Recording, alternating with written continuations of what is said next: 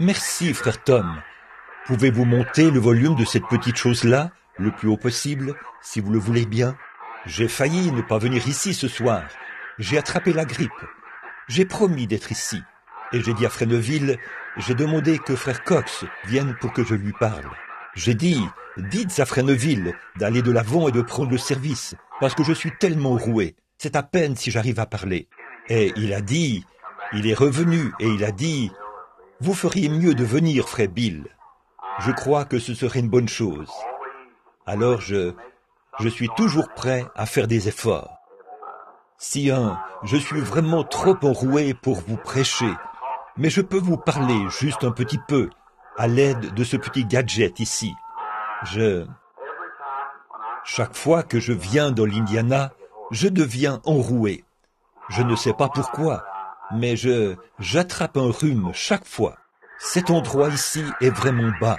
Je descends ici et on dirait que je ne peux pas éviter d'attraper ça. Je prie et on dirait que ça vient quand même. Mais j'essaie toujours de faire de mon mieux avec ce que j'ai. Alors, c'est ce que j'ai toujours essayé de faire, faire de notre mieux. C'est tout ce que Dieu respecte, s'attend plutôt, excusez-moi, c'est tout ce à quoi il s'attend.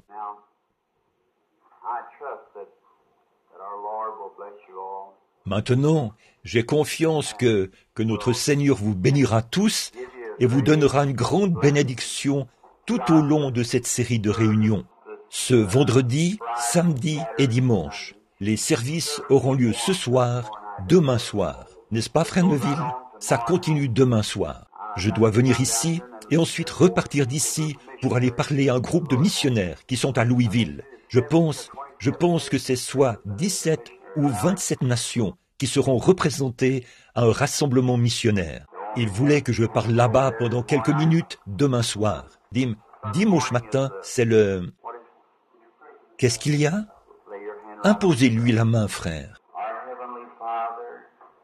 Notre Père Céleste, nous prions au nom de ton enfant bien-aimé, Jésus, en ce moment même, afin que ta miséricorde s'étende sur nous ce soir, pour guérir notre frère, l'homme assis là, qui semble être très malade en ce moment. Tu as dit, confessez vos fautes les uns aux autres et priez les uns pour les autres, afin que vous soyez guéris. Et je prie avec ces gens ce soir, au nom du Seigneur Jésus, que tu guérisses notre frère maintenant. Alors que notre frère se tient là, les mains posées sur lui, ce qui représente la main de notre Seigneur Jésus.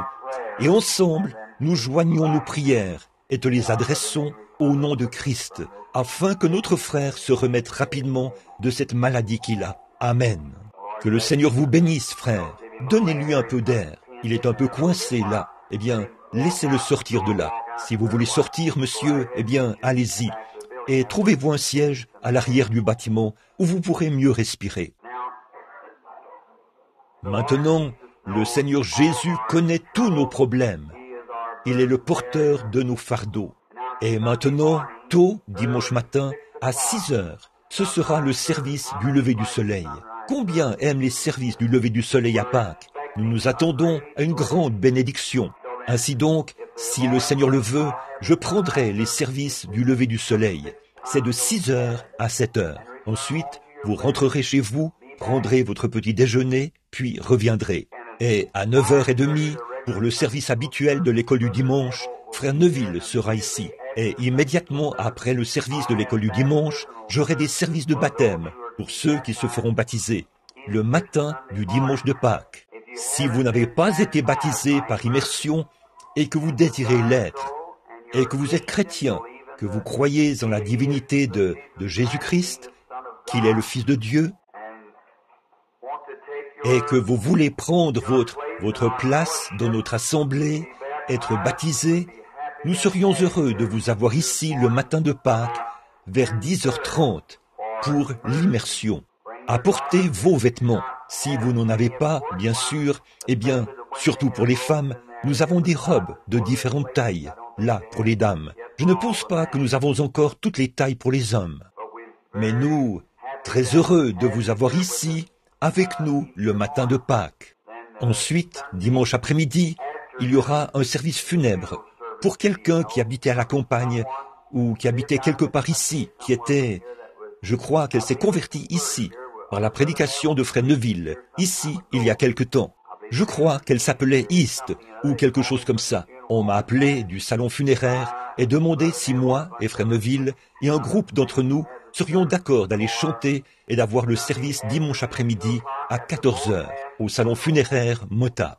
Je ne me souviens pas de la dame, East, Yast ou East. Beaucoup d'entre vous ont vu l'annonce dans le journal, je suppose, ce soir. Et oui, Edna Justice, vous la connaissez peut-être. C'est peut-être une jeune femme. Est-ce qu'elle l'est?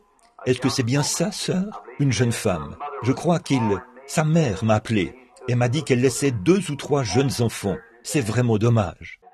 Cela montre simplement le mal de cette vie mortelle, n'est-ce pas? Mais si elle était en Jésus-Christ, elle est bien mieux ce soir que n'importe quelle personne assise dans ce bâtiment. Elle a simplement marché dans la vallée de l'ombre de la mort, où tous les mortels doivent aller. Et un jour, vous et moi, nous devrons aussi voyager dans cette direction-là. Mais nous n'aurons pas à traverser le Jourdain tout seul, car il est notre sauveur. Alors si vous désirez venir au salon funéraire Mota, qui est situé sur la rue Maple, entre Walnut et... Non, je crois que c'est entre la rue Locust et la rue Wall, sur la droite en allant vers l'ouest. Je ne sais pas quelle est l'adresse civique? 221. C'est là que se trouvait l'ancien salon funéraire Scott et Combs, quand j'étais jeune. Et ça, ce sera dimanche après-midi à 14 heures. Et puis, dimanche soir, on sera de retour pour les services habituels de Pâques. Nous prêcherons probablement sur la mort, l'ensevelissement et la résurrection dimanche soir. Et nous ne savons vraiment pas ce que notre Seigneur fera la semaine prochaine, si les services vont se poursuivre ou ce qui arrivera au cours de la semaine prochaine. Nous espérons que vous serez tous ici dimanche, ceux qui peuvent venir. Je reconnais beaucoup de prédicateurs qui sont ici. Quelqu'un m'a dit que M. Fuller était ici, lui qui avait l'habitude ou qui venait à nos réunions. L'homme est-il ici, Père Fuller? N'êtes-vous pas l'homme qui m'emmenait à New York, d'un endroit à l'autre, pour aller aux réunions? Je suis heureux de vous voir, frère Fuller. Que le Seigneur vous bénisse. Puis j'ai vu un autre ministre ici, que frère Tom ne connaissait pas. Je ne connais même pas le nom de famille de ce jeune homme, mais je sais qu'on l'appelle Junior, là-bas. Jackson, frère Jackson, Junior Jackson. Levez simplement votre main, frère Jackson. Nous sommes heureux de vous avoir parmi nous. Il vient des environs d'Elizabeth, de l'église méthodiste là-bas, où je dois tenir un service très bientôt, si le Seigneur le veut, avant de retourner sur le champ de mission. Maintenant, le grand appel pour l'Inde, et tout devient de plus en plus intense chaque jour. Priez pour moi. Bon, ce soir, c'est le vendredi saint. C'est le soir où nous... Oh, je pense qu'à Jérusalem, en ce moment, c'est... Le soleil est déjà assez haut dans le ciel, samedi matin là-bas. Mais toute la journée, les gens ont gravi ce même vieux sentier là-bas, où la croix a creusé un sillon qui suivait les empreintes de pas ensanglantés de celui qui la portait. Leur âme affligée, les larmes coulent, ils pleurent. Beaucoup de grandes cathédrales, et ainsi de suite, aujourd'hui, ont célébré ce grand moment commémoratif. Si jamais il y a un temps où le monde devrait se réjouir, c'est bien maintenant, en cette heure de détresse. Et je me demande si notre sœur, alors que je vois ce vieil orgue ici, j'aime l'orgue. Je suis un peu à l'ancienne mode, et je me demande si vous pourriez nous donner la note pour ça. Jésus, garde-moi près de la croix. Un de ces bons chants à l'ancienne mode qui viennent du cœur, que nous avions l'habitude de chanter il y a longtemps. Et je me demande si nous pourrions tous chanter cela ensemble. J'aime ça. Là, une précieuse fontaine, gratuite pour tous, un flot qui guérit, coule du mont du Calvaire. Bon, combien en connaissent un verset? Très bien. Joignez-vous à moi maintenant. Et maintenant, tirons simplement les rideaux autour de nous. Et concentrons-nous sur ce qui est arrivé il y a environ 1900 ans, cet après-midi. Quel sacrifice! Le monde n'a jamais rien connu de tel. Ça a secoué le monde entier. Et maintenant, ne voulez-vous pas rester près de ce lieu, vous retrouver dans ce lieu des bénédictions et de la communion que vous avez avec lui? Chantons-le tous maintenant, à l'ancienne mode. Là, exactement comme vous le chanteriez si vous étiez tout seul maintenant. Eh bien, Père Tom, aidez-moi à le conduire, d'accord? Je n'ai pas beaucoup de voix en ce moment. Et puis, très bien, très bien.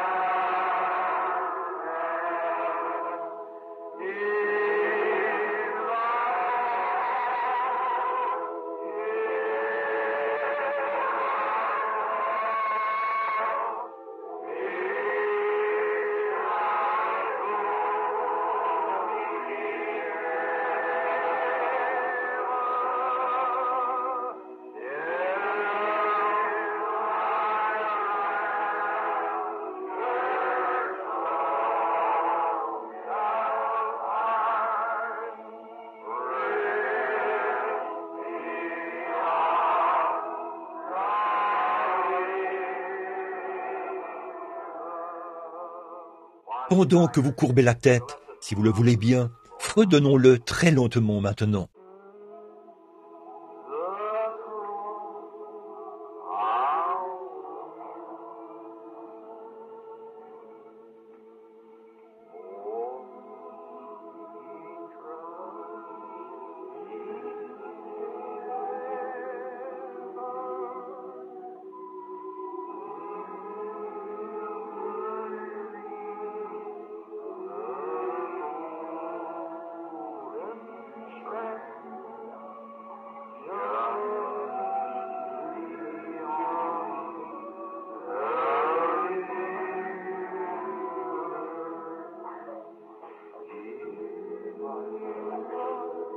Je me demande maintenant si vous voudriez simplement... Personne ne l'a fait à votre place. Je me demande si vous ne voudriez pas consacrer de nouveau votre vie à Christ et dire « Seigneur, souviens-toi de moi.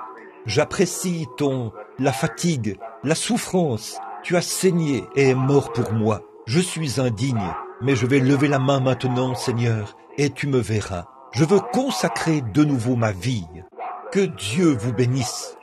Que Dieu vous bénisse. Très bien. Je veux te consacrer de nouveau ma vie, Seigneur, maintenant même, en cette soirée du Vendredi Saint.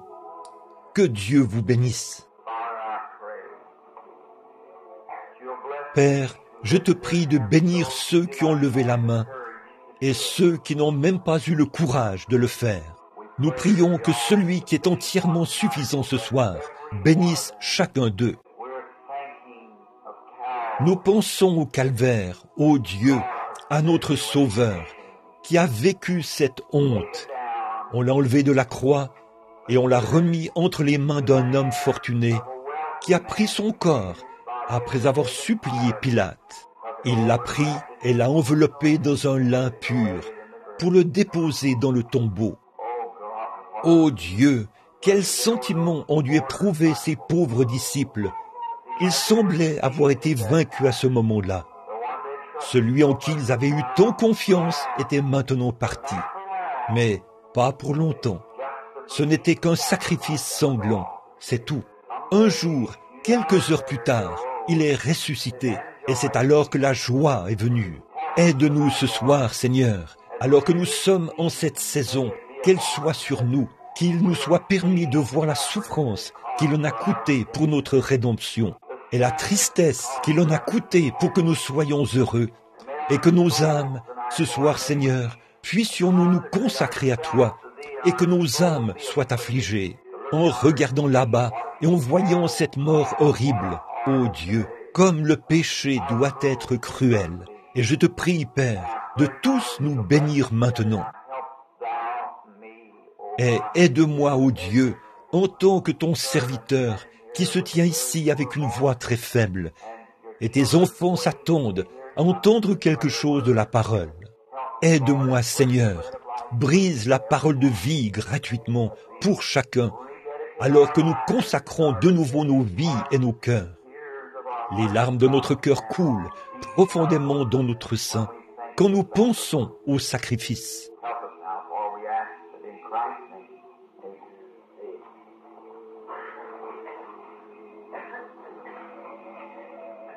Aide-nous maintenant, car nous le demandons au nom de Christ. Amen. Je veux juste lire un peu maintenant, si vous voulez bien m'accorder toute votre attention pendant un petit moment, et prier pour moi.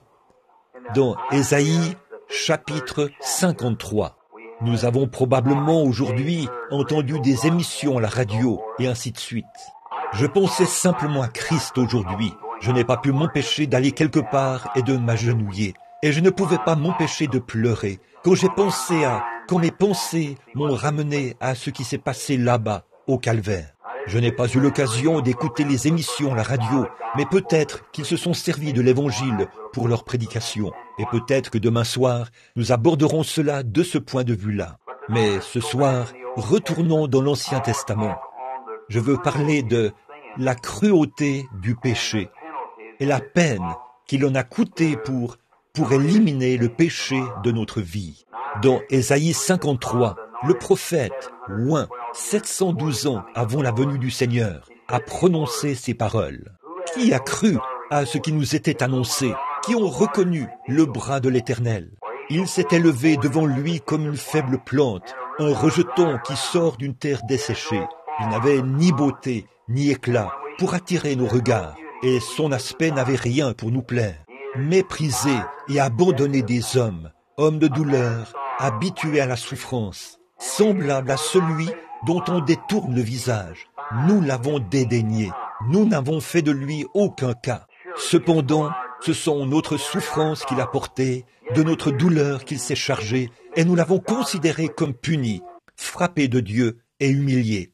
Mais il était blessé pour nos péchés, brisé pour notre iniquité. Le châtiment qui nous donne la paix est tombé sur lui, et c'est par ses meurtrissures que nous sommes guéris. Nous étions tous errants comme des brebis, chacun suivait sa propre voie, et l'Éternel a fait retomber sur lui l'iniquité de nous tous. Il a été maltraité et opprimé, il n'a point ouvert la bouche, semblable à un agneau qu'on amenait à la boucherie, à une brebis muette devant ceux qui le tondent. Il n'a point ouvert la bouche. Il a été enlevé par l'angoisse et le châtiment, parmi ceux de sa génération, qui a cru qu'il était retranché de la terre des vivants et frappé pour les péchés de mon peuple. On avait mis son sépulcre parmi les méchants, son tombeau avec le riche, quoiqu'il n'eût point commis de violence et qu'il n'y eût pas de fraude dans sa bouche. Il a plu à l'Éternel de le briser par la souffrance. Après avoir livré une vie, ou après avoir vu sa vie en sacrifice pour le péché, il verra une postérité et prolongera ses jours, et l'œuvre de l'Éternel prospérera entre ses mains. Si je devais prendre un passage de l'Écriture comme sujet ce soir, je prendrais le verset 6. Nous étions tous errants comme des brebis, et l'Éternel, chacun suivait sa propre voie, et l'Éternel a fait retomber sur lui l'iniquité de nous tous. Je voudrais parler pendant quelques instants. Nous sommes toujours heureux quand il s'agit d'avoir la joie de l'Éternel parmi nous, et combien je me réjouis beaucoup avec vous. Mais vous êtes-vous déjà demandé ce qu'il en a coûté pour l'avoir? Est-ce que vous avez déjà pris conscience du prix que cela a coûté, de ce qu'était le jugement et de ce qu'est la peine du péché? Combien le péché doit être cruel, car cela fait en sorte que le Fils de Dieu aille au calvaire, où Dieu le frapperait et détournerait de lui sa face, et le frapperait et il serait affligé. Regardez qui il était. Maintenant, Je voudrais juste vous brosser un petit tableau alors que je vous parle maintenant. Faisons tous un petit voyage ce soir dans un petit vaisseau, et un petit vaisseau spatial ou un dirigeable. Retournons en arrière, 100 millions d'années avant qu'il y ait un monde, avant même qu'il y ait une étoile ou quoi que ce soit, et où on ne peut rien voir d'autre que l'espace. Et tout cet espace, c'était Dieu. Au commencement était Dieu. Et maintenant, nous allons voir naître une petite lumière blanche. Nous l'appellerons, par exemple, un halo. Et c'était le Fils de Dieu, le Logos, qui est sorti de Dieu au commencement. Et alors, il se tenait là. Et lui, dans sa pensée, il s'est mis à penser à ce que serait le monde. Et il a dessiné tout ce tableau dans son esprit. Et il a dit que la lumière soit. Et un atome s'est fissionné et a commencé à produire une réaction. Et il y a eu une explosion atomique, la première explosion atomique. Et alors, ces atomes ont commencé à s'accumuler jusqu'à ce que ça se transforme en cendres. Alors que l'humidité, ou quelle que soit la chose, a commencé à se décomposer. Et les atomes se sont fissionnés. Et au bout d'un moment, une étoile est apparue, ou un morceau un missile qui s'est envolé et qui a traversé les airs. Il l'a observé peut-être pendant quelques millions d'années, puis il l'a arrêté. Il n'était pas pressé, il avait amplement de temps, à perpétuité. Il existait du commencement à la fin. Pour lui, le temps n'existait pas, et puis un autre s'envole, et il l'arrête de ce côté-ci. Qu'est-ce qu'il fait? Il est en train d'écrire sa première Bible. La première Bible qui a jamais été écrite a été écrite dans les cieux, le zodiaque. Ça commence par le signe de la Vierge. C'est comme ça qu'il est venu d'abord. Cela se termine par le signe du lion, la seconde venue. Et là, il est en train d'écrire sa première Bible. La deuxième Bible a été écrite, elle a été écrite par Enoch et placée dans la pyramide. La troisième Bible a été écrite et c'est la dernière. C'est celle-ci. Dieu fait toujours les choses par trois. Dieu est parfait en trois. Il est parfait. Pardon. Il est parfait en Père, Fils, Saint-Esprit. Il est parfait par la justification, la sanctification, le baptême du Saint-Esprit. Il est parfait par ces trois. Nous sommes façonnés par lui. Nous sommes donc rendus parfaits en trois. Âme, corps et esprit. Et notre corps est contrôlé par les nerfs, le sang et les cellules, la chair. Trois. Tout est parfait en trois. Alors il a dit, après qu'il avait fait tout cela, avant d'avoir fait quoi que ce soit d'autre, je peux voir ce petit halo se déplacer sur ce monde, qui n'était que cendre, gelée, suspendu là-bas comme un grand iceberg. Et il l'a déplacé près du soleil. Et il s'est mis à le faire tourner, comme ça, autour du soleil.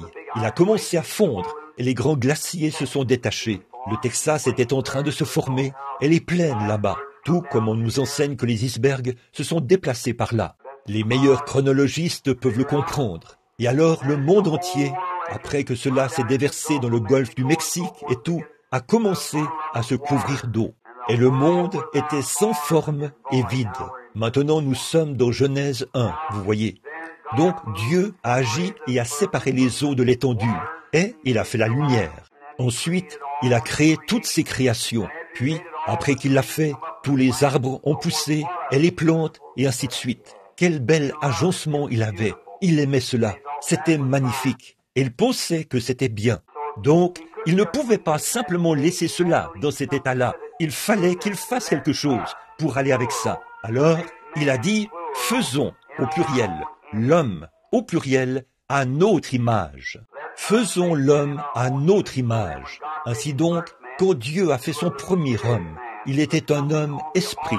Il était quelque chose qui ressemblait à Dieu, ou le Fils de Dieu, le Logos. C'était le premier homme. Ensuite, il a donné à l'homme juridiction de conduire toute la vie animale, tout comme le Saint-Esprit conduit le croyant aujourd'hui. Va ici, fais ceci. Or, si nous étions parfaitement soumis au Saint-Esprit, Dieu nous conduirait par le Saint-Esprit, tout comme Adam conduisait les animaux de cette époque-là. Alors, il les a faits, puis, quand il l'a fait, il s'est mis à agir selon l'idée là qu'il avait formé l'homme de la poussière de la terre. Il n'y avait pas d'homme pour cultiver le sol, personne pour travailler, pas d'être physique. Il a donc formé l'homme de la poussière de la terre. Or, c'est là, à mon avis, qu'un botaniste ou la science et le christianisme n'entrent pas en conflit l'un avec l'autre. Parce que la science dit que l'homme vient d'une vie différente. Et nous disons que quand vous regardez un homme ici, il est à l'image de Dieu. Ce n'était pas l'image de Dieu au départ. C'est l'image de la vie animale. Et les évolutionnistes soutiennent que nous, je ne crois pas à la chaîne de l'évolution comme eux, que tout provient d'une seule et même cellule. Mais je crois que nous évoluons, bien sûr, l'évolution d'un homme à l'autre. Mais alors, quand Dieu a fait tout cela et qu'il a mis l'homme il l'a formé de la poussière de la terre, là, pas à son image, à lui. Il avait déjà créé l'homme. Alors, il a soufflé en lui le souffle de vie, et l'homme est devenu une âme vivante. Donc, l'âme de l'homme est la nature de l'esprit. Or, quand vous êtes né de nouveau, vous ne recevez pas un esprit nouveau, vous recevez une nouvelle nature de cet esprit. C'est le même esprit, mais une nouvelle nature. Prenez deux hommes, mettez-les un à côté de l'autre. Ils se ressemblent tous les deux. L'un d'eux est un pécheur et l'un d'eux est un chrétien. Un homme dit « J'ai le même esprit que vous », vous voyez, mais l'un d'eux est différent. Son âme, sa nature est différente. Il a été changé et donc il a soufflé dans cet homme. Maintenant, je ne sais pas comment il a fait l'homme. Il a placé en lui 5 sens pour qu'il puisse entrer en contact avec sa demeure terrestre, voir, goûter, toucher, sentir et entendre. Et il l'a créé de cette manière-là. Or, ces sens n'étaient pas donnés pour entrer en contact avec Dieu. Le sens par lequel il pouvait entrer en contact avec Dieu, c'était son esprit, son âme. C'était pour quand l'âme qui pêche, c'est l'âme qui mourra. Maintenant, je parle de manière détournée pour arriver là où je veux en venir. Mais j'espère que vous en saisirez tous les points pour que vous puissiez voir exactement ce que Dieu a dû faire au calvaire. Maintenant, quand cet homme, alors, quand il a placé en lui ses sens, ses 5 sens, et alors l'homme, il se sentait seul. Donc, il lui a fait une épouse, une aide. Il a pris dans le côté d'Adam une côte et a formé une femme. C'est un beau type, là. Toutes ces choses sont des types de Dieu qui a fait sortir l'épouse du côté de Christ. Voyez, Dieu a ouvert le côté d'Adam, il a pris une côte. En effet, l'homme a une côte de moins que la femme, dans la structure du corps. Et là, Dieu a ouvert le côté de Christ au calvaire, et il en a fait sortir l'épouse. L'Église passe par le sang de Christ pour entrer dans le corps de Christ. C'est comme ça que nous entrons, et par aucun autre moyen. Peu importe l'Église dont vous faites partie, combien vous êtes un homme bon, combien vous êtes une femme bonne, vous devez accepter le sacrifice entièrement suffisant de Dieu, la voie qu'il a pourvue. Sinon, vous êtes perdus. C'est vrai. C'est le seul moyen pour vous d'entrer. C'est par cela. Or, il n'y a qu'un seul moyen, et c'est par la porte. Quand Jésus était ici sur la terre, il a enseigné cette parabole très connue. Il a dit que le souper des noces avait été préparé et que chaque homme avait reçu un habit. Et il a trouvé là un homme sans habit. Il a dit, « Mon ami, comment se fait-il que tu n'aies pas d'habit ?» Eh bien, selon la coutume orientale, là, quand l'époux invitait, chaque personne qu'il invitait, s'il invitait 50 personnes, alors il avait 50 vêtements de cérémonie. Il se tenait quelque part à la porte, et chaque fois qu'un homme entrait, qu'il soit riche ou pauvre, il mettait un vêtement de cérémonie sur lui. Alors personne ne savait s'ils étaient riches ou pauvres. D'apparence, ils étaient tous pareils, quand ils portaient un vêtement de cérémonie.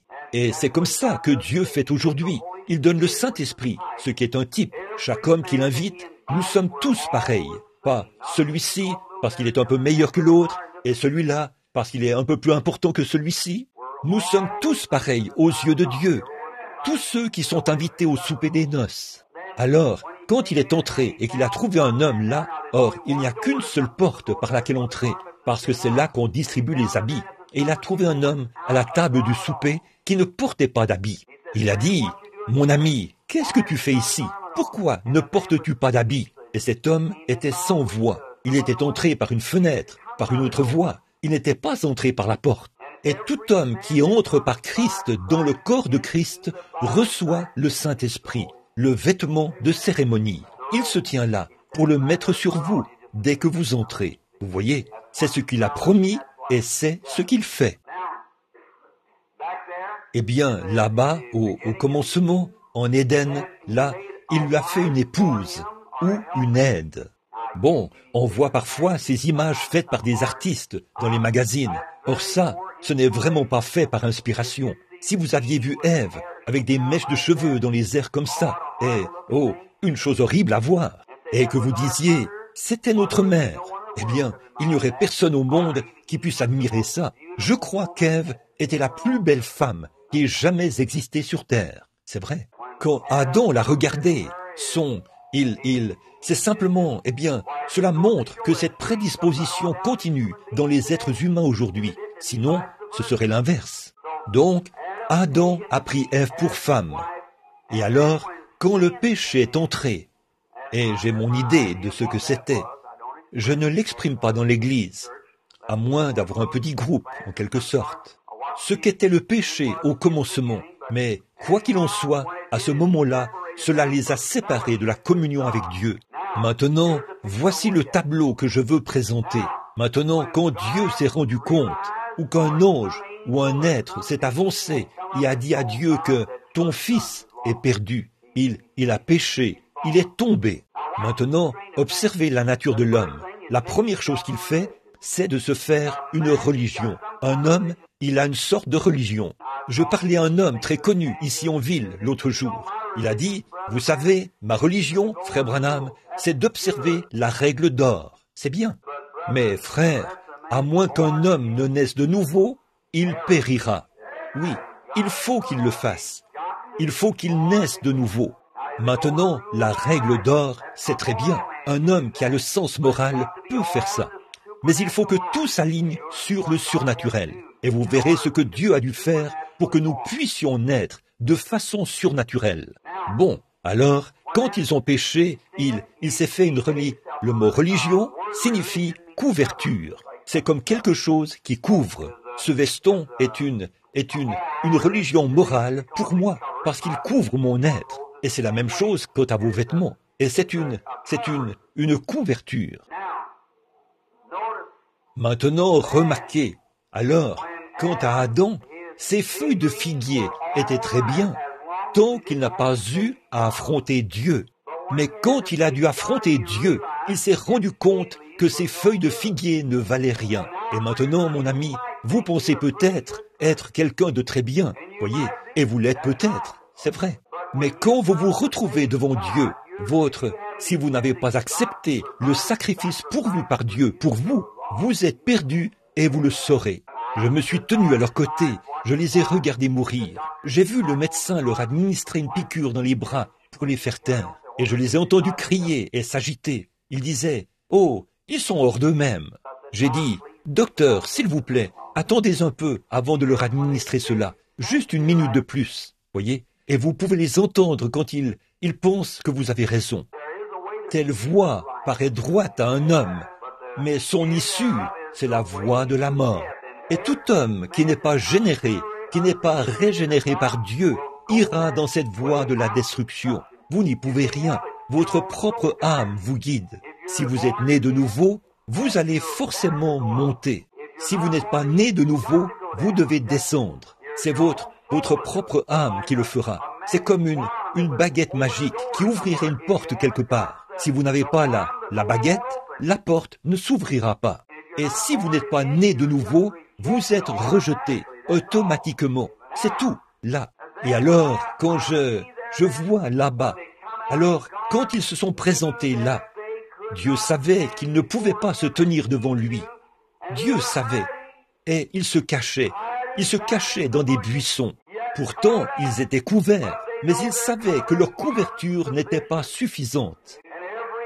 Et tout homme ou toute femme qui va à l'église, aujourd'hui, je pensais aux cathédrales où l'on fait sonner les cloches, et elles carillonnent et tout, comme ça. Et les gens qui vont à l'église, qui se préparent, et les femmes qui achètent leur chapeau de Pâques, et ainsi de suite. Qu'est-ce que tout cela apporte? Oh là là! Je ne peux pas comprendre comment un lapin pourrait avoir quoi que ce soit à voir avec la résurrection. Voyez? Non, monsieur. Comment un sapin de Noël a quelque chose à voir avec la naissance de Christ? C'est païen, mes amis. Nous avons dévié quelque part. C'est vrai. Mais maintenant, un homme ou une femme vraiment né de nouveau s'en rend compte. Parce qu'il y a une vie en vous qui vous dit que c'est faux. Pas vrai? Maintenant, observez Adam et Ève. Oh là là! Quand j'y pense, j'oublie ma grippe ou quelle que soit la chose que j'avais. Quand je pense il y a très longtemps, au commencement, observez, vous parlez de sang. Ici, il n'y a pas longtemps, ils discutaient au sein du Grand Conseil méthodiste de retirer du livre des cantiques méthodistes tous les chants qui mentionnaient le sang. Ils ont dit, ce n'est pas une religion pour faire des exécutions. Il a dit, nous voulons quelque chose de beau et de digne. Père, ce n'est pas comme ça que Dieu reçoit les choses. C'est soit, quand je verrai le sang, je passerai par-dessus vous. Le sang, Dieu, le seul substitut qui existe, c'est seulement la vie se trouve dans le sang. Vous pouvez donc manger la viande, mais le sang, c'est-à-dire la vie, répandez-le sur le sol. Voyez, ne mangez pas la vie. Remarquez comme c'est beau. Comme je pense à cela. Alors Dieu a pensé, maintenant, venez ici, Adam et Ève. Et avant de pouvoir vous faire sortir de là, il va falloir que je fasse quelque chose. Alors, il va là-bas, sur le flanc de la colline, chercher une brebis. Il la tue, lui enlève la peau et la laisse mourir. En effet, Dieu doit tenir sa parole. Peu importe combien vous êtes un homme bon, combien vous êtes une femme bonne, peu importe ce que vous êtes, c'est Dieu doit tenir sa parole.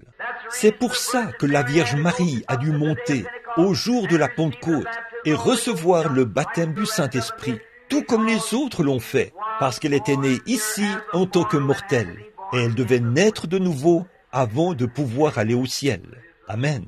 Maintenant, regardez, madame, laissez-moi vous dire, même si les temps ont changé, Dieu n'a pas changé. Si vous ne parvenez pas à cela, vous êtes perdus. Voyez? Maintenant, je parle seulement au sujet de ce que Dieu a fait il y a 1900 ans, aujourd'hui sur le calvaire, pour vous montrer quel sacrifice il a fallu faire pour payer ceci. Et c'est la voie de Dieu. Or, il y a une voie qui semble la bonne, mais Dieu a pourvu d'une voie. Si vous suivez toujours la voie pourvue par Dieu, vous ne vous tromperez jamais.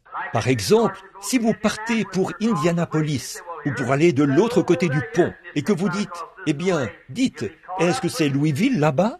Oui. Et vous allez directement dans cette direction-ci. Vous allez bientôt être coincé là-bas. C'est vrai. Vous feriez mieux de vous procurer le plan, la carte, et l'étudier pour voir dans quelle direction vous allez. Et alors, voici le plan de Dieu pour aller dans la gloire. Étudiez-le bien. Le voilà. Il est aspergé du sang d'un bout à l'autre. Vous ne pouvez pas vous égarer du chemin si vous suivez le sang. Amen.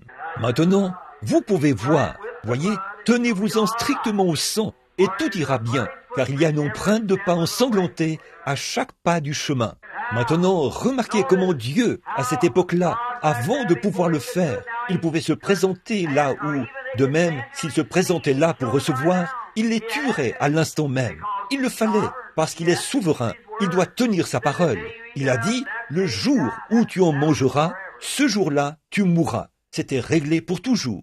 Alors, je peux le voir là-bas, quand il a tué ses brebis. Vous dites, était-ce des brebis, frère Branham? Je le crois. Il était l'agneau immolé dès la fondation du monde. Et c'était une peau de brebis. Il les a prises et les a lancées dans les buissons et leur a dit, revêtez-vous de ceci, sortez et recevez. Et je peux voir Adam et Ève se couvrir de ces peaux flasques couvertes de sang. Pouvez-vous imaginer les beaux et magnifiques corps de ces deux êtres humains parfaits, enveloppés maintenant d'une peau de brebis ensanglantée? Je peux les voir se tenir là. Dieu a dit, Adam, parce que tu as écouté ta femme plutôt que moi, comme je t'ai pris de la poussière, tu retourneras à la poussière. Et Ève, parce que tu as écouté le serpent plutôt que moi, eh bien, tu as apporté la vie, tu as retiré la vie du monde. Alors, tu devras mettre au monde. Je multiplierai tes douleurs, et ton désir se portera vers ton mari, et ainsi de suite. Puis il a dit, serpent, parce que tu as fait ceci, tu t'es avancé en marchant. Il n'était pas un reptile, c'était une bête qui marchait, plus rusée que toutes les bêtes des champs. Vous m'en êtes témoins, c'est l'écriture. Il marchait comme un homme, et il l'avait séduite. Et il a dit, et parce que tu as fait ça, tu n'auras plus de jambes, et tu marcheras sur ton ventre tous les jours de ta vie, et tu auras la poussière pour nourriture. Et ils étaient là, le jugement. Dieu devait appliquer son jugement, parce qu'il l'avait prononcé. Et il est Dieu, il ne peut pas revenir là-dessus, il doit rester. Afin d'être Dieu, Dieu doit tenir sa parole. C'est vrai.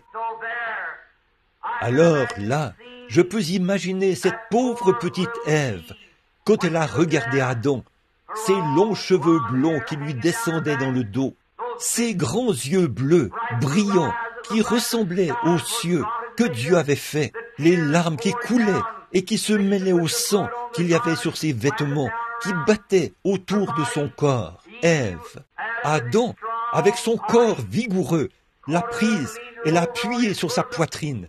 Et là, leurs larmes se mêlaient, tombaient et coulaient sur les peaux de brebis, ruisselant de sang. C'est le sang, toujours. Voilà. Maintenant il dit, vous devez vous retirer de ma présence. Et je peux voir Ève et Adam, avec leurs bras l'un autour de l'autre, qui s'en vont, qui se déplacent, comme ceci, ces vieilles peaux de brebis ensanglantées, qui battaient leurs jambes, qui frappaient leurs jambes. Alors je peux voir tout cet espace qui était Dieu. Dieu n'a pas eu de commencement de jour, ni de fin d'année. Il est pour toujours et pour toujours. Je peux voir tout ce grand espace commencer à se déplacer ensemble, comme ceci, descendant en prenant la forme d'un entonnoir, comme ça, et c'est descendu, alors qu'il s'est mis à observer ce petit couple qui traversait le jardin d'Éden. Des peaux ensanglantées, battant leurs jambes. Il ne pouvait pas supporter cela. Et cela l'a touché. Oh, c'est allé jusqu'au cœur même de Dieu, épelé A-M-O-U-R. Dieu a tant aimé. Il ne pouvait tout simplement pas les voir partir. Il les a rappelés et leur a dit, je vais mettre l'inimitié entre ta postérité et la postérité de Satan. Alors, le moment où cela a été accompli, c'est au calvaire. Quand Dieu lui-même est descendu en se servant d'une femme, quand il est né d'une vierge, comme j'aimerais m'attarder un peu ici sur ce qui est arrivé en Éden. Remarquez, quand ils ont été chassés du jardin à cause des transgressions, toutes les bénédictions ont été retranchées à cause de la transgression. Et je pense que ce soir, c'est ça le problème de l'Église. Toutes les bénédictions sont retranchées à cause de la transgression. Voilà, chassés du jardin d'Éden. Maintenant, je veux que vous remarquiez, voici venir quand Caïn et Abel, les deux fils d'Adam et Ève, se sont avancés pour faire une offrande. Je crois que le grand chérubin était du côté est de la porte, faisant tournoyer cette épée, gardant cette porte qui permettait d'entrer en Éden. Remarquez, le feu du Saint-Esprit qui gardait la porte. Et aujourd'hui, c'est ce qui garde la porte. Si vous avez peur du Saint-Esprit et du feu, vous n'entrerez jamais. Enflammez l'épée de Dieu. Dieu est un feu dévorant. Il veille sur cet arbre. Il garde cet arbre de vie. Et maintenant, remarquez, voici un beau tableau. Oh là là, je peux voir Adam, ou Caïn et Abel plutôt, travailler dur maintenant, ou aller faire un sacrifice. Je crois qu'ils ont construit leur autel juste à la porte, au trône, où ils pouvaient adorer. Remarquez, voici Caïn qui arrive. Il avait probablement travaillé toute l'année. Il avait travaillé dur, faisant tout ce qu'il pouvait pour obtenir les plus grosses pommes, ou les plus grosses citrouilles, ou quoi qu'il avait. Et il a apporté cela à la porte. Il a construit un autel juste là, à côté de la porte, dans la présence de Dieu. Il a mis tous ses fruits et les grands lys qu'elle a et tout, et les a déposés correctement sur l'autel. Puis, il s'est agenouillé et a adoré Dieu. Maintenant, je veux que vous... J'espère que ceci pénètre profondément, comme jamais auparavant, jusqu'à ce que vous le saisissiez. Vous voyez? Maintenant, remarquez. Si Dieu exige seulement que vous alliez à l'église, Caïn était aussi juste qu'Abel l'était. Caïn a bâti un autel pour le Seigneur. Vous dites, eh bien, frère Branham, non seulement je fais ça, mais je fais un sacrifice. Je paye pour des missions à l'étranger. Et ces choses-là, c'est très bien. Elles sont très bien. Mais Dieu exige plus. Caïn a lui-même fait ça. Voyez, il a apporté un sacrifice. Il a adoré le Seigneur. Il s'est agenouillé, a offert des louanges au Seigneur et a dit, Seigneur, me voici. Et je t'ai apporté une offrande. J'ai construit un autel. Amen.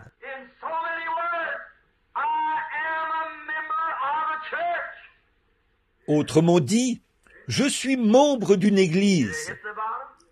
Est-ce que cela a pénétré bien profondément? Regardez, je suis membre d'une église. Je crois en toi. Maintenant, ça descendra bien au fond. Laissez-le pénétrer profondément. Je suis un croyant en Dieu. J'ai construit un autel. J'ai apporté un sacrifice. Et me voici, Seigneur. Je t'adore. Et Dieu lui a tourné le dos. C'est vrai. Et le matin de Pâques, comme l'a dit un pasteur de cette ville, vous savez ce que je fais, prédicateur, le matin de Pâques? J'ai dit, quoi? Il a dit, je dis à tous les miens, je leur souhaite un joyeux Noël. J'ai dit, pourquoi? Il a dit, je ne les reverrai plus avant Pâques prochain. Tout le monde vient à Pâques, c'est tout. Ils s'achètent de nouveaux chapeaux et de nouveaux vêtements. Et qu'est-ce que cela a à voir avec Christ? Oh, et des millions de dollars seront dépensés cette année, demain, dans le monde des protestants, pour acheter des lys, de beaux grands lys. Chaque membre viendra déposer cela sur l'autel. Dieu ne se soucie pas du lys sur l'autel. Il veut que vous soyez sur l'autel. Ce n'est pas le lys, ce n'est pas votre sacrifice. C'est vous qui devez être sur l'autel. Voilà la différence. C'est vous qu'il faut mettre sur l'autel. C'est ce que Dieu exige. Maintenant, je veux que vous remarquiez que cela, ces tendances, c'était Satan en Caïn. Et remarquez que le même. Or, ceci devrait vous réjouir, vous, certains d'entre vous qui sont pèlerins et voyageurs. Et nous devons peut-être dire, eh bien, j'aimerais que nous puissions faire ceci dans notre Église. Et cela, soyez satisfaits. Alléluia. Je préférerais adorer dans une vieille petite pièce, quelque part dans une ruelle, et que Dieu s'y trouve, plutôt que dans une cathédrale sans Dieu. C'est vrai, bien sûr. Voilà, c'était un pauvre homme. Remarquez, alors, il a porté son offrande, Caïn l'a fait, et il l'a déposée là. Maintenant, remarquez, il venait de la lignée de Satan, car il s'attendait à ce que Dieu reçoive ces choses, parce que c'était de beaux fruits, quelque chose qu'il avait fait lui-même. Et tant de gens disent, eh bien, je fais partie de différents organismes, et je donne à la Croix-Rouge, et je donne à des œuvres de bienfaisance. Je fais des dons aux églises. Qu'est-ce que vous dites de ça, frère Branham? Tout cela, c'est très bien. Mais si un homme ne naît de nouveau, il n'entrera point dans le royaume. Remarquez ça. Ces choses charitables que vous faites, c'est bien, mais ce n'est pas encore la voie pourvue par Dieu. Caïn a suivi sa propre voie. Et beaucoup ce soir suivent leur propre voie. Vous ne pouvez même pas raisonner la chose. Voyons, les raisonnements n'arrivent même pas. Vous ne pouvez pas avoir une bonne conception par vos raisonnements. Vous n'avez pas la capacité de raisonner la chose. Si vous pouviez la raisonner, cela ne serait plus quelque chose fait par la foi. Vous devez l'offrir par la foi. Maintenant, vous dites, frère Branham, vous voulez dire que je dois aller là et être rempli du Saint-Esprit et me comporter comme les autres? Si vous comptez être avec les autres, vous devez le faire. C'est tout. Oui, monsieur, c'est tout. Vous pouvez prendre. Naaman a eu la même chose. Dieu a dit au prophète, dis-lui, vas-y et plonge-toi 7 fois. Il a dit, cette eau-ci n'est-elle pas plus propre et meilleure? Mais il fallait que ce soit cette eau du Jourdain. Elles ont parfois l'air très sales.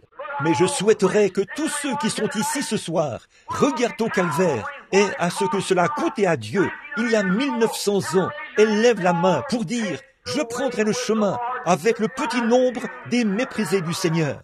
Vous dites « Je dois me joindre à ces gars-là que frère Tom ou certains d'entre eux appellent des exaltés ». Frère, j'ai fait le tour du monde à peu près 3 fois et je n'ai encore jamais vu un exalté. Non, monsieur. J'ai vu de la sainteté, mais pas des exaltés. C'est le nom que le diable a collé à l'Église.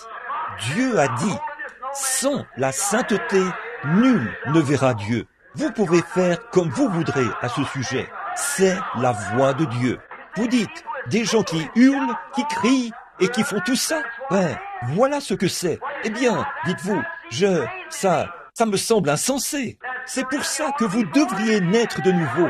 Quand vous serez né de nouveau, alors ce ne sera pas insensé. Vous serez parmi eux. Ils ont pensé la même chose que vous autrefois. C'est vrai. Ils pensaient la même chose que vous jusqu'à ce qu'eux-mêmes en fassent partie. C'est un changement, une conversion. Convertir signifie changer quelque chose. Et à moins qu'un homme ne meure à lui-même et dise « Seigneur, je ne sais rien à ce sujet, fais-moi simplement entrer. » Amen. Alors Dieu le fera. Voyez? Eh bien, Caïn a dit, « J'ai déposé tout ceci. » Dieu l'a refusé. Il avait joliment décoré tout ça. Et peut-être que vous pensez, « Eh bien, je vais au service du lever du soleil. Il faut que j'aie un nouveau chapeau. » Une fois, une jeune fille allait chanter dans ma réunion. Et elle a dit, « Frère Branham, sa mère faisait des lessives dans une bassine pour gagner sa vie. Et il fallait qu'elle se fasse faire une de ces frisettes dans les cheveux. Vous savez, qu'est-ce que c'est? Manucure? Ou comment est-ce que vous appelez cette chose? Ou le nom que vous donnez à cette chose qui est dans ses cheveux? Je sais que ce n'est pas le bon mot. Je ne peux jamais me rappeler le nom de cela. Je n'y connais pas grand-chose. Quoi? Une permanente dans les cheveux, c'est ça. Et il fallait qu'elle s'en fasse faire une dans les cheveux avant de pouvoir chanter dans la chorale. Et sa pauvre vieille maman faisait des lessives dans une bassine pour gagner sa vie. Quand elle est allée se faire une permanente, j'ai dit que je ne la laisserais pas chanter parce qu'elle n'était pas digne de chanter lorsqu'elle a fait ça. C'est vrai. Que Dieu nous aide à garder la chair pure de toute façon. C'est vrai. Voilà ce qui cloche dans le monde aujourd'hui, dans leurs églises. C'est vrai. Écoutez, frères, je crois en une expérience de sassafras à l'ancienne mode, tout là-bas dans les buissons, là où vous arrachez toutes les racines de l'amertume, que vous remuez la terre, c'est vrai, et plantez la semence. Maintenant, remarquez là, Caïn, il pensait la beauté. Il pense, eh bien, bon, notre église, nous construirons une nouvelle église. C'est très bien, tout est de toute beauté, il n'y a pas de mal à ça. Si vous amenez avec vous le Seigneur Jésus, alors, si vous lui donnez la première place, il s'occupera du reste. Quelqu'un a dit, frère Branham, croyez-vous que cette jeune fille devrait venir à l'hôtel avec cette apparence-là? J'ai dit, frère, le printemps arrive, tous les chênes nains là-bas, chacun d'eux, ils ont les feuilles qu'ils avaient l'automne dernier, mais nous n'avons pas besoin d'aller arracher les feuilles pour permettre aux nouvelles de pousser. Nous n'avons qu'à laisser venir la nouvelle vie. Et la vieille feuille tombe. C'est vrai. Amen. Écoutez, permettez-moi de dire ceci aussi. Si la vieille feuille ne tombe pas, cela montre que la nouvelle vie n'est pas venue. Ne vous fâchez pas contre moi maintenant. Je parle de Jésus. Très bien, c'est ça. Très bien. Observez ce que cela a coûté à notre Père Céleste. Regardez ce qu'il a fait là. Et voilà Caïn qui arrive. Et il a fait son offrande. Il adorait. Il allait à l'église. Il était aussi bon que les autres. Ésaü était pareil. Ésaü, dans son caractère, était un meilleur homme que Jacob. Il était bien plus gentleman. Il aimait son père. et les choses qu'il a faites. Mais Dieu a choisi Jacob. Remarquez là, quand Abel est venu faire son offrande, eh bien, ça a été toute une différence quand Abel est venu. Voilà Abel qui arrive. Il n'a pas travaillé. Il n'a pas essayé de trouver la plus grande église de la ville où aller. Il n'a pas cherché à trouver les gens les plus gentils à côtoyer. Amen. Il a simplement pris quelque chose qu'il avait et il est venu. C'est tout. Il était berger. Alors, il a simplement tendu la main, a pris un agneau et a attaché. Je suppose qu'il n'avait pas de chanvre à cette époque-là. Alors, il a dû prendre un rameau de vigne et l'enrouler autour de son cou. Mais qu'est-ce que cela représentait? Il a été mené au calvaire. Il était l'agneau. Il a dit, pourquoi est-il né dans une grange? Eh bien, les agneaux ne naissent pas dans les maisons, ils naissent dans des granges. Et ils étaient menés. Ils mènent à la boucherie comme un agneau. Et il était mené là, au calvaire. Il était l'agneau de Dieu. Amen. Dès la fondation du monde. Quand j'y pense, là, voilà le petit agneau d'Abel qui arrive. Voilà l'agneau de Dieu qui arrive. Quand j'y pense, mon cœur bondit sans cesse. Lorsque je pense que moi, un pauvre pécheur indigne, impie, mourant sans Dieu, sans Christ, dans le monde, sans espérance, et au temps convenable, Christ est mort à ma place. Celui qui est magnifique, il a été méprisé et rejeté, afin que je sois agréé devant lui, à ma place. Oh, je n'en reviens toujours pas. Je ne peux vraiment pas imaginer comment il a pu faire ça pour moi. Qui étais-je? Alors vous dites, est-ce qu'il a fait ça pour vous? Oui. Le Saint-Esprit est venu à ma recherche un jour et il a dit, il a fait ça pour toi. Et je l'ai cru. Je l'ai cru. Oui, monsieur, je l'ai accepté et j'ai découvert qu'il en était ainsi. Peu importe ce que les gens disaient qu'ils étaient. Ils étaient des fanatiques ou quoi qu'ils étaient. J'ai cru Dieu et il a fait exactement ce qu'il a dit. Je peux voir le petit Abel. Observez maintenant. Oh là là, je peux voir Abel aller chercher ce petit rameau de vigne, tendre la main et prendre un petit agneau mâle, le premier-né de la maman brebis, enrouler cette vigne autour de son cou. Le voilà qui arrive, entraînant cet agneau. Il n'y a pas beaucoup de beauté là-dedans, n'est-ce pas? Le traînant là-bas. Puis, il l'a mené jusqu'à un gros rocher, l'a posé là-dessus, à l'extrémité est de la porte. Maintenant, remarquez, Caïn avait probablement travaillé dur toute l'année pour obtenir la meilleure récolte possible. Il pensait pouvoir plaire à Dieu par cela. Et beaucoup de gens disent, je vais arrêter de mentir, je vais arrêter de voler, je vais arrêter de fumer, je vais me tourner vers une meilleure catégorie de gens, je vais adhérer à une certaine association. Nous y voilà. Dieu ne se soucie pas que vous tourniez une nouvelle page. Il veut que vous tourniez votre cœur vers Christ et que vous le laissiez agir en vous.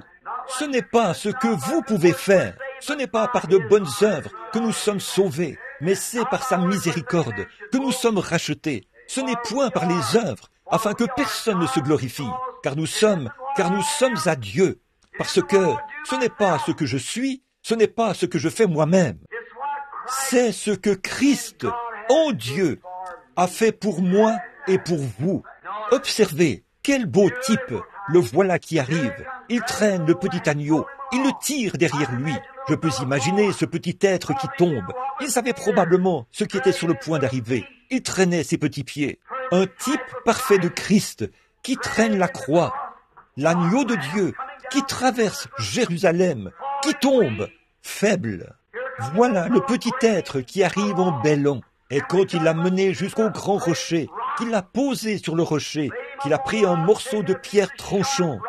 Je ne sais pas, je suppose qu'il n'avait pas de couteau à cette époque-là. Il l'a couché là, comme ça. Il l'a pris par la nuque et l'a relevé comme ceci. Il a pris un coup, ou la pierre, et il s'est mis à trancher sa petite gorge. Et à force de frapper, la pierre a commencé à trancher sa gorge. C'est sur ce rocher que l'agneau est mort, sanglant, bêlant. Le sang faisait des éclaboussures. Ses petites artères étaient tranchées. Le sang giclait partout. Sa petite laine blanche est alors devenue rouge, baignée de sang. Dieu a regardé du haut du ciel et a dit, « C'est ça, là, tu y es. C'est comme ça qu'il faut faire. » Le sang qui giclait de ses petites veines. Qu'est-ce que ça représentait? Le Fils de Dieu, il y a 1900 ans et quelques, Cet après-midi, il a été enlevé de la prison, il a été mené au tribunal, de là à la salle de la flagellation, de là jusqu'à Golgotha. Il a gravi la colline, Simon de Cyrène l'aidant à porter la croix. Et là, il est mort, sur le rocher des âges. Son sang qui coulait à force d'avoir reçu des coups, son corps était meurtri. Alléluia! De gros crachats de soldats moqueurs sur son visage. Et il a dit, si mon royaume était de ce monde, je demanderais à mon Père, il me donnerait des légions d'anges qui viendraient combattre pour moi. Mais ceci, ce n'est pas mon royaume. Mais que ton royaume vienne, que ta volonté soit faite, et cela sera bientôt ici. Que ton royaume vienne, que ta volonté soit faite. Oh là là! Quand Billy Sunday a dit ceci une fois, dans chaque arbre se trouvait un ange, a-t-il dit, il libère simplement ta main, pointe ton doigt, c'est tout ce que tu auras à faire. Nous réglerons la question ici-bas. Je crois que c'est la vérité. Caïphe a regardé et a dit, il a sauvé les autres et il ne peut se sauver lui-même. C'était le plus grand compliment qu'on lui ait jamais fait. Il se sauvait lui-même, il ne pourrait pas sauver les autres. Alors, il a donné sa vie afin de pouvoir sauver les autres. Alléluia! Amen! Nous étions tous errants comme des brebis, et Dieu a fait retomber sur lui l'iniquité de nous tous. Il a été mené à la boucherie comme une brebis, et mené comme une brebis muette devant ceux qui la tondent.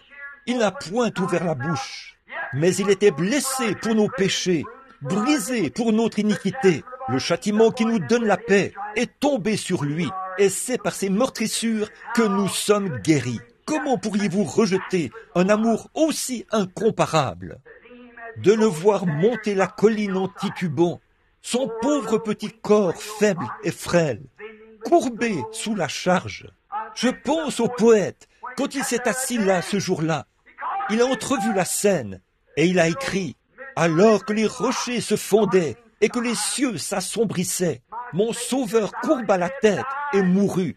Le voile déchiré révéla le chemin vers les joies du ciel et le jour sans fin.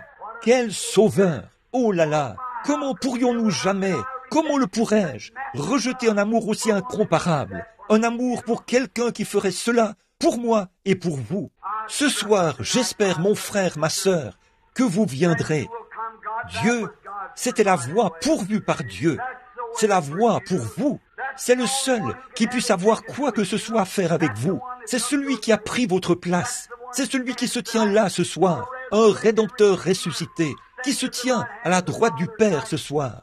Il vous voit supplier et plaider pour que chaque pécheur qui est dans ce bâtiment vienne à lui. J'espère que vous le ferez. J'espère que vous n'attendrez pas après ce Pâques-ci. Chers amis, nous sommes au bout du chemin. Je crois que nous le sommes, de tout mon cœur. Nous sommes arrivés au bout du chemin. Que le Seigneur Jésus vous bénisse. Puisse-t-il faire de vous une nouvelle créature en lui ce soir? C'est ma prière. Puisse-t-il vous conduire?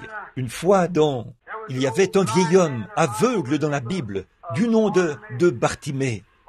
Le vieil aveugle Bartimée, il avait 2 petites colombes, nous dit l'histoire. Ces petites colombes avaient l'habitude de faire de petites culbutes l'une par-dessus l'autre. Et les gens tenaient il tenait son bol. Et alors, quand les gens passaient par là, il regardait ces petites colombes faire des petites culbutes, puis il laissait tomber des pièces de monnaie dans le bol pour le vieux mendiant aveugle. Il était un homme marié et il avait une petite fille. Il n'avait jamais vu sa petite fille de sa vie. Elle avait environ 12 ou 14 ans au moment où nous nous apprêtons à entrer dans l'histoire de sa vie maintenant. Et il était là. Il est dit qu'un soir, sa petite fille est tombée malade et il s'est adressé au Seigneur. Il a dit, « Seigneur, si tu guéris ma petite fille, je t'offrirai mes 2 colombes en sacrifice demain. » Alors le Seigneur a guéri sa petite fille et il a offert les 2 colombes en sacrifice. Après un certain temps, avant longtemps, sa chère épouse est tombée malade et on pensait qu'elle allait mourir. Alors, il s'est adressé au Seigneur pendant la nuit en avançant à tâtons le long du mur de sa maison. Il s'est agenouillé dans le champ et il a dit, « Ô Dieu, si seulement tu épargnes la vie de ma femme, demain je t'offrirai mon agneau en sacrifice. » Or, vous voyez des aveugles conduits par un chien aujourd'hui. Ils dressent ces chiens pour qu'ils les conduisent. À cette époque-là, on dressait des brebis pour conduire les gens. Alors il avait un agneau qui le conduisait partout. Et il a dit, « Seigneur, si seulement tu guéris ma femme, eh bien alors demain je t'offrirai mon agneau en sacrifice. » Et sa femme s'est rétablie. Et le lendemain, il était en route vers le temple, et il est dit que le souverain sacrificateur, Caïphe, s'est approché et a dit, « Aveugle Bartimée, où vas-tu » Il a dit, « Je vais au temple, ô souverain sacrificateur, pour offrir mon agneau en sacrifice. J'ai promis au Seigneur que s'il guérissait ma femme, j'offrirais mon agneau. » Il a dit, « Tu ne peux pas offrir cet agneau, Bartimée, parce que cet agneau, c'est tes yeux. » Il a dit, « Je vais te donner de l'argent, et tu t'achèteras un agneau chez les vendeurs, au temple. » Mais Bartimée a dit, « Ô souverain sacrificateur, je n'ai jamais promis à Dieu un agneau. Je lui ai promis cet agneau-ci. » Oh là là, je me demande si vous avez fait de telles promesses. Si vous voyez cet agneau entièrement suffisant ce soir, pensez ceci. « Seigneur, si tu veux bien me rétablir, je te promets que je te servirai. Je ferai tout ce que je peux. Si tu laisses mon bébé vivre, ou quand vous vous êtes tenu là et que votre mère est descendue dans la tombe, ou votre père, ou vos bien-aimés, ô Dieu, je les rencontrerai de nouveau. » Je me demande si vous étiez vraiment sincère. Je me demande si ce pas que si va venir et partir sans que vous accomplissiez ce que vous avez promis. Il est allé là-bas et a offert son agneau. Il est revenu avec quelqu'un qui le conduisait. Alors, il a dit, quand il est revenu, il a dit, « Bartimée, tu ne peux pas faire ça. » Le sacrificateur qui s'est approché pour prendre son agneau a dit, « Tu ne peux pas offrir ceci. Tu ne peux pas offrir cet agneau en sacrifice. » Il a dit, « Aveugle Bartimée, sais-tu que cet agneau, c'est tes yeux ?» Il a dit, « Oui, je sais ça, mais j'ai promis à Dieu, et Dieu pourvoira d'un agneau pour les yeux de l'aveugle Bartimée. » Un jour, peu de temps après, il grelottait de froid. On a entendu du bruit. Dieu avait pourvu de l'agneau pour les yeux de l'aveugle Bartimée. Il s'est avancé dans la rue. Il a dit, « Qu'est-ce que c'est que tout ce bruit ?» Il y a généralement du bruit là où il se trouve. Il a dit, « Qu'est-ce que c'est que tout ce bruit ?» On a dit, « C'est quelqu'un, Jésus de Nazareth qui passe. » Il a jeté son manteau par terre, sans regarder où il tombait. Là, il s'en fichait. Dieu avait pourvu d'un agneau. Il est allé directement vers l'agneau. Il a dit, « Oh Jésus, fils de David, aie pitié, aie pitié !» Les gens riches et ceux qui se tenaient là pour s'approcher du prophète, du roi, on lui a dit, « Oh, reste tranquille, il ne peut pas t'entendre. » Il a crié encore plus fort. Certains d'entre eux disaient, « Les jours des miracles sont passés. Ces jours-là, ça n'existe plus. » Il a crié encore plus fort, « Fils de David, aie pitié de moi, aie pitié de moi. » Dieu a pourvu de l'agneau. Ce même agneau qu'il a pourvu pour les yeux de l'aveugle Bartimée, il a pourvu de ce même agneau pour vous, il y a 1900 ans et quelques. Aujourd'hui, alors qu'il montait à Golgotha, là-bas, et il s'est offert lui-même, tout brisé et meurtri. Écoutez, mon ami, souvenez-vous, Abel est allé chercher l'agneau dans son troupeau et l'a tué sur le billot du sacrifice. Et vaut mieux saisir ceci maintenant. Abel est mort sur le même rocher que son agneau. Voulez-vous ce soir mourir à vous-même? Êtes-vous prêt à mourir à tout ce que vous pensez de vous-même? Mettez-vous simplement sur le rocher, avec votre agneau, là, et mourrez. Dites, « Ô Dieu, aie pitié !»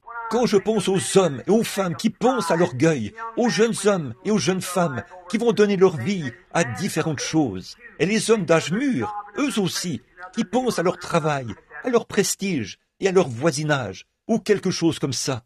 Oh, pourquoi ne grimpez-vous pas là-bas, au calvaire, ce soir? Alléluia! Laissez votre propre vie être brisée et mourrez là-bas sur la croix avec lui.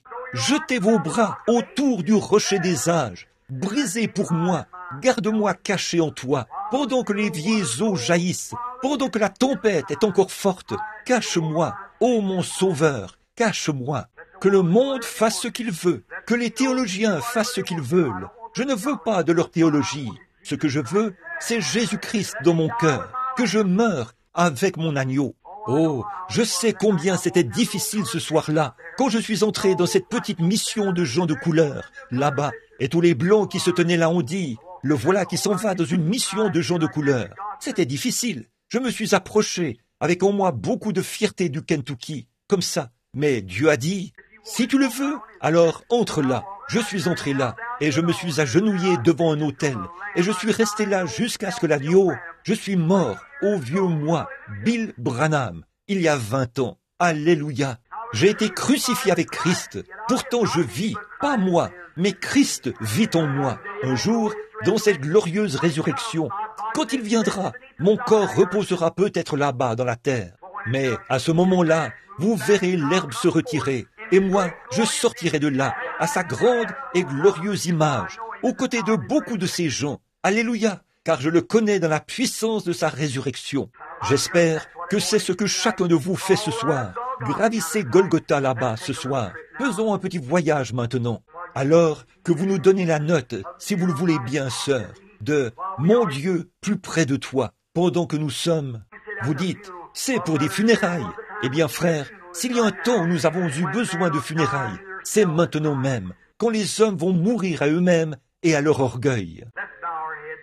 Courbons la tête silencieusement maintenant, pendant qu'elle nous donne la note, si ça va. Oh Dieu! Oh, quand je pense à ce qui s'est passé là-bas. Même mes os frémissent, rien que d'y penser. Je pense à cet agneau, quand ils l'ont meurtri. Oui, qu'ils ont mis des épines sur sa tête et les ont enfoncées. Les soldats lui ont craché au visage. Ils ont dit, « Ô roi, fais quelque chose maintenant. » Il était le prophète des prophètes. Ils lui avaient entouré le visage d'un morceau d'étoffe et l'ont frappé sur la tête avec un roseau. Ils ont dit, « Maintenant prophétise, dis-nous qui t'a frappé. » Mais le prophète a dit, « Il n'a point ouvert la bouche. » Il l'avait dit. On a attaché ses mains derrière lui, on a reculé, et avec un grand fouet, on l'a fouetté, jusqu'à ce que ses précieuses côtes soient visibles dans son dos. Le sang coulait le long de son côté, dégoulinant sur le sol. Je l'entends marcher maintenant. De ses sandales, j'entends le bruit du sang piétiné. C'était Emmanuel, c'était Dieu, le sang de Dieu. Et je les ai vus prendre, mettre cette croix sur son dos, cette vieille croix raboteuse, dure et rugueuse. Et le voilà qui vient, posé sur ce dos meurtri, le voilà qui descend la rue. La foule qui hurle, qui rit, qui se moque de lui. Voilà ce prophète, voilà ce grand Jésus, voilà ce guérisseur divin. Mais il est mon Seigneur. Oh Dieu, que je gravisse avec lui. Le voilà qui gravit la colline. Je vois les jeunes femmes à moitié habillées, qui se promènent partout, qui se moquent. Leurs petits amis, ils s'étreignent, alors qu'ils montaient la colline. Frère Ward, ça n'a pas beaucoup changé. Je peux voir les membres d'église importants qui disent « Regardez, c'était ce gars-là qui allait démolir notre église. Il a prêché contre notre pasteur.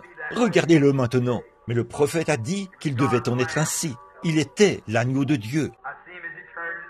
Je le vois alors qu'il tourne la tête.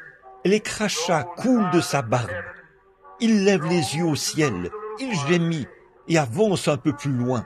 Seigneur, par la foi, je veux marcher là, maintenant avec lui.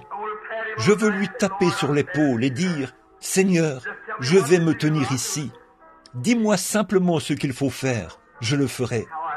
Comme je t'apprécie, Seigneur. Là-bas, sur la colline, quand ils l'ont posé là, qu'ils ont étendu ces précieuses mains, ces mains qui ont arrêté la fièvre, ces mains qui ont dit au fils de cette pauvre veuve, quand ses mains ont touché son front ou le cercueil dans lequel il était couché, il est revenu à la vie. Celui qui a rappelé Dorcas à la vie, celui qui a rappelé la fille de Jairus à la vie, celui qui a dit « Lazare, sors !» Ses lèvres saignent maintenant, elles sont desséchées, elles pleurent. Comme les grands clous cruels qui s'enfoncent dans ses mains et dans ses pieds, ils ont percé mes mains et mes pieds, a dit le prophète, 700 ans avant que cela arrive. Qu'est-ce que c'était? C'était l'agneau d'Abel. Là, ils l'ont jeté par terre, et la chair a été déchirée. Son pauvre corps frémissait. Il a dit « J'ai soif ». Ils lui ont donné du vinaigre. Ils l'ont injurié. Ils se sont moqués de lui et ont ri de lui. Ils ont dit « Toi, grand faiseur de miracles, fais quelque chose maintenant ». Mais alors, les cieux ont commencé à s'assombrir. Les éclairs se sont mis à briller. Dieu cachait sa face. Il ne pouvait plus le supporter. Oh Dieu, combien le péché doit être cruel. Combien c'est cruel. Combien c'est cruel. Ce qui a conduit cet être précieux à faire cela. Il a payé un tel prix que Dieu lui-même a caché sa face. Les anges se sont voilés le visage et se sont retournés pour pleurer avec lui. La lune et les étoiles ne pouvaient pas aller plus loin. Elles ne pouvaient plus briller. Le Dieu même qui les avait créés était en train de mourir sur la croix. Et il a courbé la tête. Avant de faire ça, d'en haut, il a regardé ces gens qui tiraient son vêtement au sort, accomplissant ce que le prophète avait dit. Il a dit, « Père, pardonne-leur, ils ne savent ce qu'ils font. » C'est dans l'amour, l'agneau d'Adam, l'agneau pourvu par Dieu, immolé dès la fondation du monde. Il est mort, là, sans amis, abandonné même par Dieu lui-même. Dieu, alors, son propre Père, l'a abandonné. Il saignait. Pourtant, nous nous promenons en riant, gaiement, comme si de rien n'était.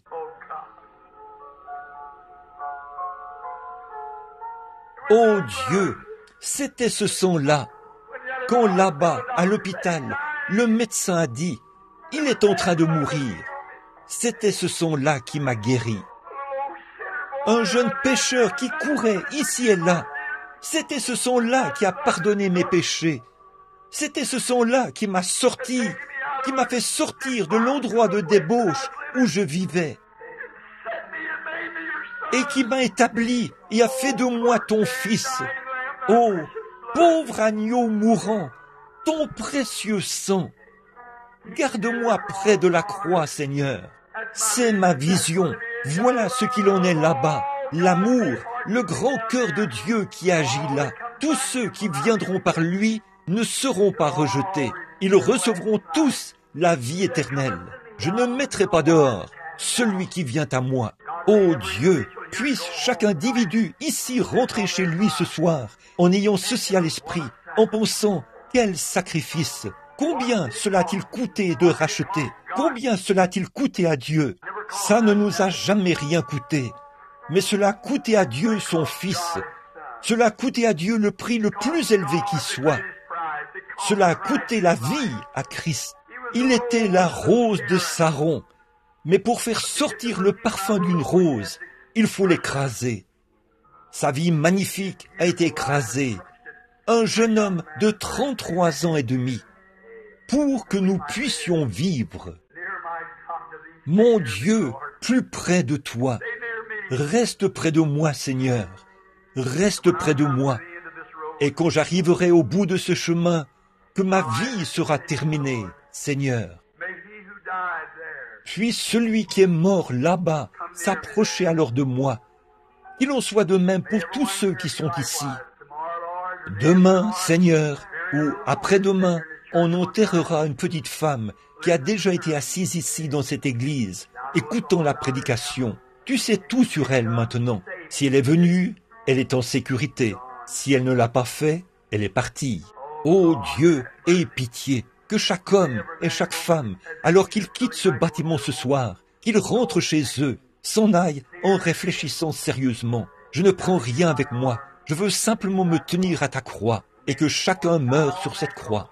Seigneur, pendant que je suis ici, à cette chaire ce soir, cette vieille petite structure en béton, je consacre ma vie à toi. Je te remercie pour ce que tu as fait pour moi, et je me consacre de nouveau en cette soirée de la crucifixion, en souvenir de toi. Prends-moi, Seigneur, pardonne-moi toutes mes erreurs et les ennuis, rends-moi fort et puissant, Seigneur, dans l'Esprit de Dieu, afin que je puisse gagner des âmes pour toi. Et bénis cette assemblée, car nous le demandons en son nom, Pardonne chaque pécheur, réclame chaque rétrograde. Pendant que nous avons la tête baissée, tous les pécheurs, hommes et femmes, qui sont ici en ce moment, les petits garçons et les petites filles, vous tous, certains d'entre vous, les jeunes, là-bas au fond, j'ai dû vous parler durement l'autre soir. Je déteste faire ça. Que Dieu bénisse vos cœurs. Vous avez peut-être trouvé que Frère Branham était dur, mais je vous aime. J'ai été là où vous avez commencé. Je sais ce que c'est. C'est la raison pour laquelle j'ai dit ça. Pour voir si vous n'aimeriez pas notre Seigneur. Priez pour moi. Priez pour que ce soit le moment de la consécration pour moi. Certains d'entre vous, les mères et les pères, les personnes âgées, faites que ce soit maintenant même le moment de la consécration. Ne voulez-vous pas le faire? Acceptez-le dans votre cœur. Croyez-le de toute votre âme. Maintenant, pendant que nous avons la tête inclinée, est-ce que quelqu'un aimerait qu'on pense à lui dans la prière? Si vous le voulez, levez simplement la main pour dire « Frère Branham, souvenez-vous de moi, je veux être plus près de Dieu. » Très bien, des douzaines de mains. Père, souviens-toi de chacun d'eux. Je te prie de l'accorder. Ils auront la paix. Alors que les larmes coulent sur nos joues et tombent ici avec les miennes sur la chair. Certains d'entre eux ont des mouchoirs. Certains d'entre eux sont de grands hommes, costauds, rudes, ici devant moi. Des larmes coulent sur leur visage aux joues ridées. Reçois-nous, Seigneur. Pardonne chacun de nous dans cette présence divine. Dieu bien-aimé, ce soir, pardonne-nous, Seigneur, jeunes et vieux. Puissions-nous être sauvés en ce jour-là et emmenés dans ton royaume, car nous le demandons en son nom. Amen.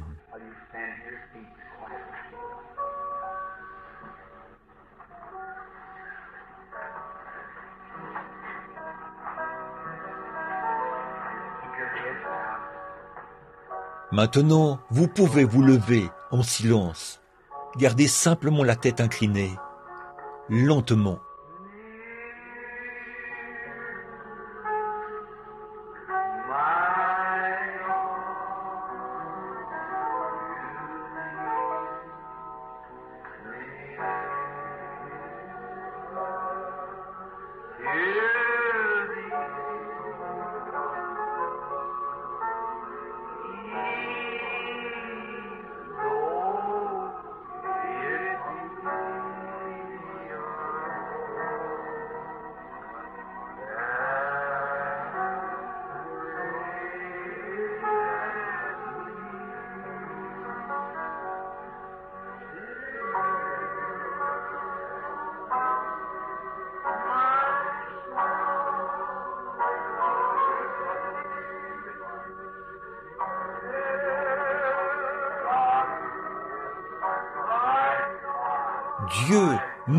Dieu, mon Dieu, pourquoi m'as-tu abandonné?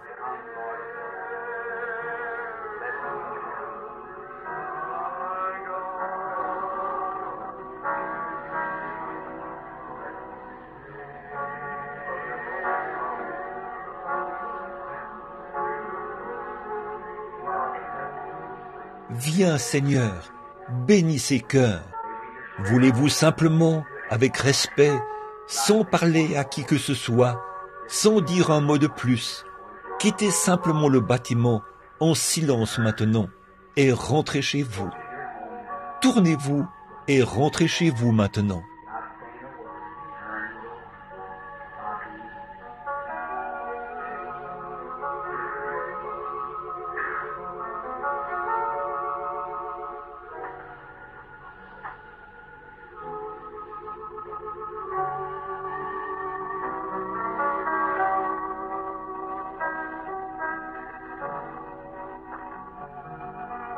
Sans dire un mot, tournez-vous et sortez. Que Dieu soit avec vous. Nous étions tous errants comme des brebis. L'Éternel a fait retomber sur lui l'iniquité de nous tous.